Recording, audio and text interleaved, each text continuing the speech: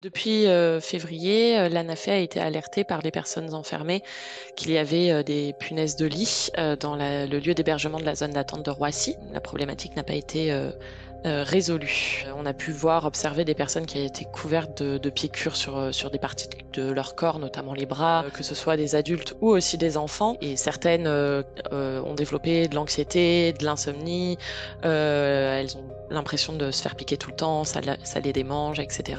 Enfin, ce sont des problématiques a priori qui sont classiques, des symptômes psychologiques qui sont classiques lorsque l'on est infesté de punaises de lit. Sur les dernières semaines, mois, il y a eu entre 60 et 80 et 120 personnes par jour. Ça varie, hein, ça fluctue.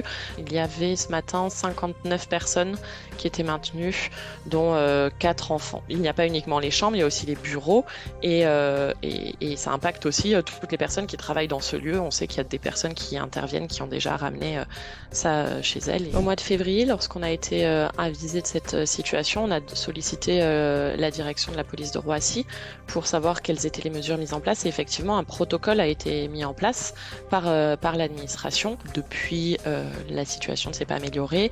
L'administration a également ouvert une buanderie auquel les personnes pourraient avoir accès. Mais la difficulté, c'est que les personnes, quand elles sont enfermées, elles ne savent pas quand est-ce qu'elles vont repartir et elles peuvent être appelées à n'importe quel moment. Donc c'est difficile aussi de pouvoir aller laver son linge, ne sachant pas quand est-ce qu'on va être éloigné. Et depuis, il n'y a pas d'autres mesures à notre connaissance qui a été mise en place.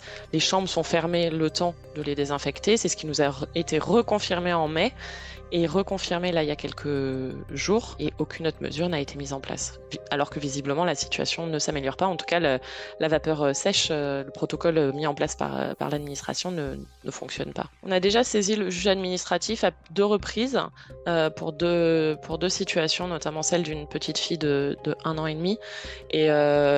Avant que l'audience ait lieu, les personnes ont été libérées pour d'autres raisons. Et on a saisi le juge des libertés et de la détention qui intervient au bout de 4 jours pour décider si la prolongation, si la personne reste en zone d'attente ou peut être admise et libérée. Les décisions du juge des libertés et de la détention n'ont pas été à la hauteur de la problématique, en tout cas certaines décisions, ce qui nous a aussi amené à se positionner dans le sens du retrait de l'ANAFE parce que le juge judiciaire est censé garantir les conditions d'enfermement et sanctionner lorsque l'administration ne respecte pas les conditions d'enfermement, en tout cas que les personnes ne sont pas enfermées dans des conditions dignes.